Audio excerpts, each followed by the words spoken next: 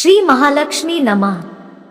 हिंदू पंचांग के अनुसार हर महीना किसी न किसी देवी देवता को समर्पित होता है। जैसे कि सावन के महीने में भगवान शिव की पूजा होती है, कार्तिक के महीने में भगवान विष्णु जी और तुलसी माता की पूजा की जाती है, तो मार्गशीर्ष के महीने में भगवान श्री कृष्ण की और मां महालक्ष्मी जी की पूजा की जाती है। इस महीने में पड़ने वाले सभी गुरुवार को मां लक्ष्मी जी की कृपा के लिए भक्त उपवास रखते हैं। सभी अपने घर में मां लक्ष्मी जी का आगमन हर कोई चाहते हैं, उनकी सभी आर्थिक समस्या दूर हो, उनके घर में सदा सुख समृद्धि का वास रहे। तो इस व्रत को कोई भी सच्ची श्रद्धा वाली भक्ति कर सकते हैं। गुरुवार के दिन जैसे बृहस्पति देवता की आप पूजा करते हैं, इस तरह से आप मां लक्ष्मी जी की पूजा भी इस दिन कर सकते हैं। अगर आप गुरुवार के दिन कोई और भी व्रत रखते हैं तो साथ में आप महालक्ष्मी जी की कृपा बरसाने वाली इस व्रत को भी जरूर रखिएगा। इस व्रत को रखने के लिए आपको बहुत ज्यादा सामग्री की आवश्यकता नहीं होती है। पहले दिन जो मार्गशीर्ष मास का पहला गुरुवार होता है, उस दिन आपको कुछ विशेष बातों का ध्यान रखना होता है। जैसे कि पहले गुरुवार को आपको कलश की स्थापना करनी होती है। कलश की स्थापना में आप चाहे तो पानी वाले नारियल का उपयोग कर सकते हैं। यदि पानी वाला नारियल ना हो तो कोई बात नहीं, आप उसमें दीप कलश की भी स्थापना कर सकते हैं। अब सबसे पहले तो आपको पहले गुरुवार के दिन व्रत का संकल्प लेना चाहिए। हाथ में जल और पुष्प लेकर संकल्प लेना होता है। एक दिन पहले शुद्ध सात्विक भोजन करना चाहिए। गुरुवार का दिन होता है, इसलिए महिलाओं और कन्याओं को सर के बाल धोकर स्नान नहीं करना चाहिए। ऐसे में आप एक दिन पहले बुधवार के दिन सर धोकर स्नान कर ले और एक दिन पहले शुद्ध सात्विक भोजन ग्रहण करें। अगर आपने लहसुन और प्याज से बना हुआ भोजन भी कर लिया है तो उसके बाद आपको सर धोकर स्नान करना चाहिए। उसके बाद आपको इस तरह का कोई भोजन नहीं करना चाहिए। फिर गुरुवार के दिन सबसे पहले तो आप जल्दी उठे, क्योंकि यदि यह पूजा ब्रह्मा मुहूर्त में की जाए तो बहुत जल्दी फल देने वाली होती है।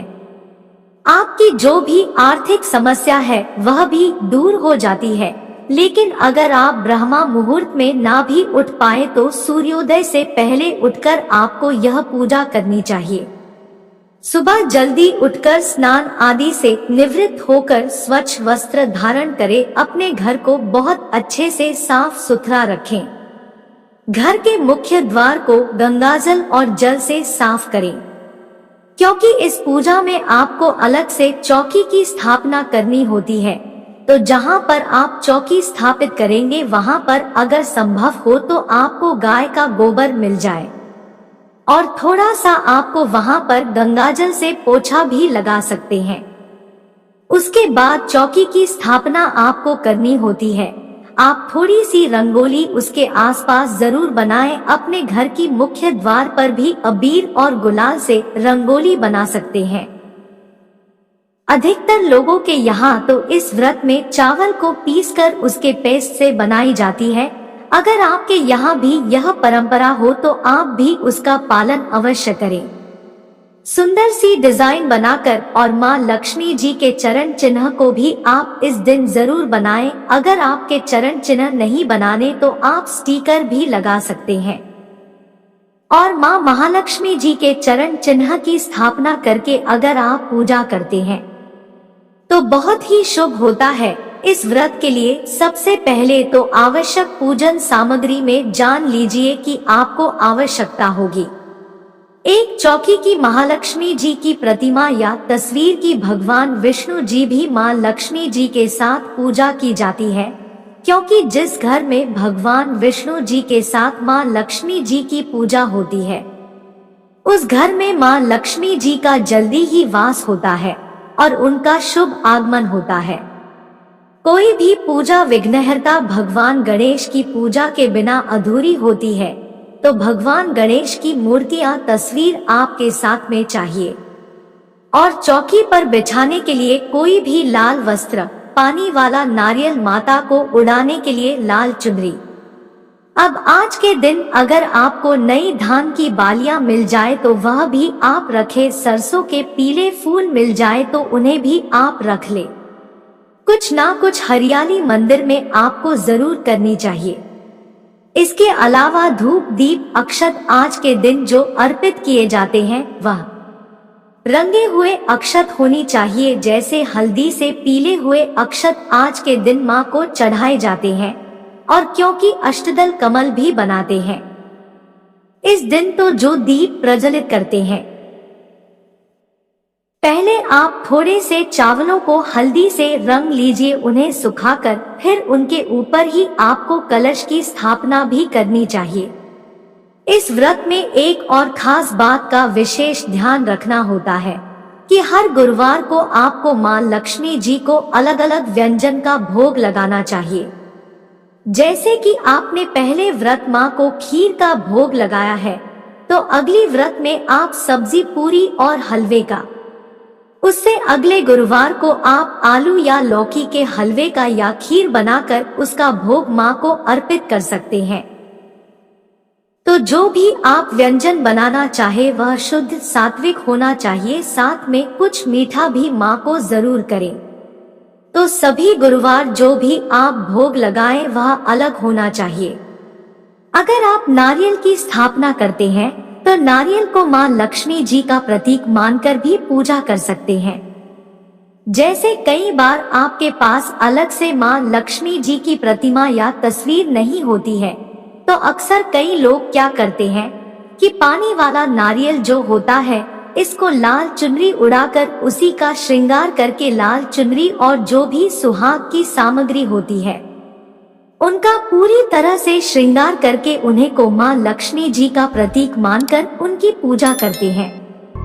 तो आपके पास माँ लक्ष्मी जी को अर्पित करने के लिए श्रृंगार की सामग्री भी होनी चाहिए, जिसमें महत्वपूर्ण चीज जैसे सिंदूर, बिंदी, मंगलसूत्र, लाल चूड़ियां और माँ को उड़ाने के लिए चुनरी, मेहंदी, काजल वगैरह जो भी सामग्री आप माँ को अपनी समर्थ के अनुसार अर्पित करना चाहते हैं उन्हें माँ को जरूर अर्पित करें। अब हर गुरुवार को आपको कलश की नई स्थापना करनी होती है।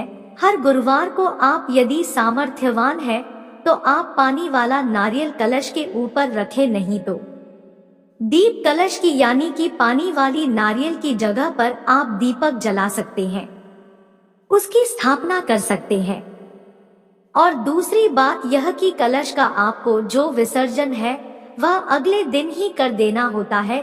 जैसे कि आपने पहले गुरुवार को कलश स्थापित किया था, उसमें जो भी आम के, अशोक के पल्लव रखे हो, उन पल्लव से जो जल अपने कलश में रखा हुआ है उसको पूरे घर में आप छिड़क दे। अपने घर के मंदिर में, घर के मुख्य द्वार पर भी उसको छिड़क दिया जाता है।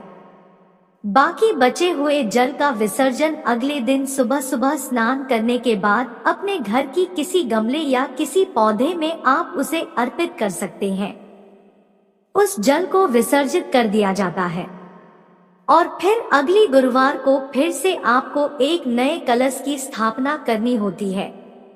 लेकिन जो चौकी अपने स्थापित की हुई है उसे चौकी को आप ऐसे ही रहने दें। उसमें जो भी अपने भगवान की या देवी माँ की तस्वीर या प्रतिमा स्थापित की हुई है उसका आपको रोज सुबह शाम नियम से पूजन करना है और अंतिम गुरुवार को व्रत रखा जाता है। जैसे कि इस बार मार्गशीर्ष के महीने में 4 गुरुवार है, जो अंतिम गुरुवार होगा उस दिन आपके उपवास रखना होगा और उपवास रखने के बाद शाम को व्रत का उद्यापन करना होगा। इस व्रत को कोई भी स्त्री, पुरुष अथवा कुंवारी कन्याएं भी कर सकती है। इस व्रत को रखने के लिए सुबह आप स्वच्छ वस्त्र धारण कर लें। लाल वस्त्र धारण करके कन्याओं को या महिलाओं को पूजा करनी चाहिए। पूर्व दिशा की ओर मुख करके आपको भगवान श्री गणेश का ध्यान करना चाहिए, उनका आह्वान करना चाहिए। और आपको इस बात का भी ध्यान रखना है कि जब आप माँ लक्ष्मी जी का आह्वान करते हैं तो आपका मुख उत्तर दिशा की तरफ होना चाहिए। ऐसा इसलिए करना चाहिए क्योंकि उत्तर दिशा को माँ लक्ष्मी जी का वास माना जाता है। तो जब भी आप माँ लक्ष्मी जी का आह्वान करें, माँ लक्ष्मी जी से आपकी जो भी कामना है उसे पूर्ण करने का आपको निवेदन अवश्य करना चाहिए। भगवान गणेश जी की स्थापना करें। फिर यदि आपके पास तस्वीर है माँ लक्ष्मी जी की और भगवान विष्णु जी की, तो उनकी स्थापना करें। चरण चिन्ह है तो पहले पीले अक्षत मैंने आपको जो बताए थे उन्हें आप चौकी पर रखें। उनका अष्टदल कमल बना सकते हैं। अगर आपको बनाने नहीं आते तो आप डायरेक्ट चौकी पर थोड़े से अक्षत रखकर उनके ऊपर आप चिन्ह रख सकते हैं। चरण चिन्ह ना हो तो कोई बात नहीं, आप बिना चरण चिन्ह के भी पूजा कर सकते हैं। तस्वीर की स्थापना के बाद अब आपको कलश की स्थापना करनी होगी। कलश स्थापना के लिए जैसे आप हर बार कलश स्थापना करते हैं, एक मिट्टी का मटका या फिर कोई भी धातु का कलश आप ले सकते हैं। उसमें आपको शुद्ध जल और गंगाजल भर कर रखना होगा। कलश के ऊपर मुख पर कलावा बांधना होगा। कलश पर स्वास्तिक का चिन्ह बनाना होता है और फिर कलश के अंदर आपको एक सुपारी, दुर्वा, सिक्का, हल्दी की गांठ और पुष्प अक्षत रखे। कलश के ऊपर प्लेट रखे, उसके ऊपर आप पीली रंगे हुए अक्षत रखे। फिर पानी वाले नारियल की स्थापना करें। नारियल को भी लाल चुनरी उड़ाए। यदि माँ लक्ष्मी जी की तस्वीर या प्रतिमा अलग से नहीं हो तो आप इस नारियल को महालक्ष्मी जी का प्रदीप मानकर सिंदूर और चुनरी, जो भी सुहाग की सामग्री है, वह अर्पित करें। फिर धूप और दीपक जलाकर विधि विधान से माँ लक्ष्मी जी की पूजा करें। सबसे पहले ओम श्री गणेशाय नमः कहकर पूजा आरंभ करें। फिर ओम श्री महालक्ष्मी नमो नमः इस मंत्र का जाप करते हुए महालक्ष्मी जी की पूजा करें। गणेश भगवान को सिंदूर का तिलक लगाएं। माँ लक्ष्मी जी को मौली, होली पुष्प, लाल पुष्प या गुड़हल का या गुलाब का पुष्प हो, अगर कमल का पुष्प हो तो वह भी आप अर्पित करें। भगवान विष्णु जी को चंदन का तिलक लगाए। सुबह के समय पूजा करते समय आप केवल मिठाइयों का या फलों का भोग भी मन को लगा सकते हैं, लेकिन अगर आप शाम की पूजा में भोग लगाना चाहते हैं तो आप व्यंजनों का ही भोग लगाएं, जो कि मैं आपको वीडियो की स्टार्ट में बताई हूँ, और उसी को प्रसाद रूप में आपको ग्रहण करना होता है। कौड़िया माँ लक्ष्मी जी को बहुत प्रिय होती है, इससे माँ लक्ष्मी जी आकर्षित होती है। तो अगर आपके पास कौड़िया या गोमती चक्र है तो आप इनकी पूजा भी इस दिन जरूर करें। कौड़ियों को और गोमती चक्र को सबसे पहले गंगाजल से साफ कर ले। उसके बाद उन सभी को अक्षत, रोली, कुमकुम अर्पित करें और माँ लक्ष्मी जी के चरणों में अर्पित करें। कौड़ी पूजा इस दिन कर सकते हैं। माँ लक्ष्मी जी की प्रसन्नता के लिए इस दिन आपको विशेष मंत्रों का जाप करना होगा। यह मंत्र है ओम श्री लक्ष्मी नारायण नमः, ओम हरि ओम श्री लक्ष्मी वासुदेवाय नमः। इन मंत्रों का जाप महालक्ष्मी जी की पूजा करते समय आपको करना चाहिए, और किसी भी एक मंत्र का जप आप 108 बार भी कर सकते हैं। पूजा करते समय माँ लक्ष्मी जी की व्रत कथा आपको अवश्य ही पढ़नी अथवा सुननी चाहिए। इसकी वीडियो आपको हमारे चैनल पर जरूर मिल जाएगी। आप इस कथा को जरूर सुनिएगा। व्रत की कथा आपको सुबह शाम की पूजा के समय सुननी चाहिए। कथा पढ़कर, यह सुनकर सबसे अंत में माँ लक्ष्मी जी को भोग लगाकर आपको फिर से लक्ष्मी चालीसा का पाठ करना चाहिए। एक बात का आपको विशेष ध्यान रखना है कि गुरुवार की सभी व्रत में एक लोटे में जल भरकर आपको सुबह से लेकर शाम तक माँ लक्ष्मी जी के पास रखना है। शाम को उसे जल का विसर्जन कर दे और फिर शाम को फिर से एक नए लोटे में जल भरकर आपको रात भर के लिए माँ लक्ष्मी जी के पास रखना है, और अगले दिन सुबह पूजा करने से पहले उसका विसर्जन आपको कर देना चाहिए। विसर्जन जैसा मैंने आपको बताया है कि किसी भी पौधे में आप उसे कर सकते हैं, लेकिन तुलसी जी के पौधे में या पीपल की वृक्ष में किसी भी देवी देवता को चढ़ाया गया जल अर्पित नहीं किया जाता। महालक्ष्मी जी को चढ़ाया गया भोग को भी आप प्रसाद के रूप में सभी लोगों में बांट दें और अपने घर के मुख्य द्वार पर शाम के समय एक दीपक अवश्य प्रज्वलित करें। कहते हैं कि जिस घर में अंधेरा नहीं रहता है, जिस घर में मुख्य द्वार हमेशा साफ सुथरे होते हैं और दीपक लगाया जाता है, उसे घर में भी मां लक्ष्मी जी का सदा आगमन बना रहता है। इस व्रत में केवल मीठा भोजन ही करना चाहिए। यदि आपको मीठा भोजन करना मना है तो फिर आप सेंधा नमक का सेवन भी कर सकते हैं, जिसमें आप आलू, लौकी, कुट्टू के आटे और साबूदाने का सेवन भी कर सकते हैं। आज के दिन मां लक्ष्मी जी को गुड़ का भोग भी लगाया जाता है और इस दिन गुड़ का दान भी किया जाता है। तो अगर आपने गुरुवार का व्रत रखा है तो ऐसे भी आप भगवान विष्णु जी, भगवान बृहस्पति देवता की पूजा करके गुड़ और मुनक्का के साथ बृहस्पति देवता का उपवास भी खोल सकते हैं। इस तरह से आप दोनों व्रत एक साथ रख सकते हैं और मार्गशीर्ष के महीने के अंतिम गुरुवार को आप व्रत का उद्यापन करेंगे। इसके लिए इस दिन आपके व्रत रखना होता है। शाम के समय आप अपने घर में 7 सुहागिन महिलाओं को या 7 कुंवारी कन्याओं को आमंत्रित करें और कुछ मीठा भोग तैयार करें, जिसे आप पहले मां लक्ष्मी जी को अर्पित करेंगे। फिर उन सभी महिलाओं और कन्याओं को दे और ध्यान रखें कि इस दिन केवल मीठा भोजन या मीठा व्यंजन ही महिलाओं को या कन्याओं को देना चाहिए। साथ में मां लक्ष्मी जी के व्रत की कथा की सुने।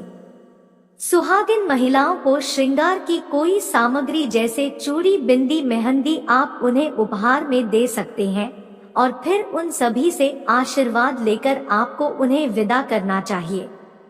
और अगले दिन आपको चौकी का विसर्जन करना होगा। कलश जो आपने स्थापित किया है उसका विसर्जन अगले दिन करके आप मार्गशीर्ष के गुरुवार व्रत का उद्यापन कर सकते हैं।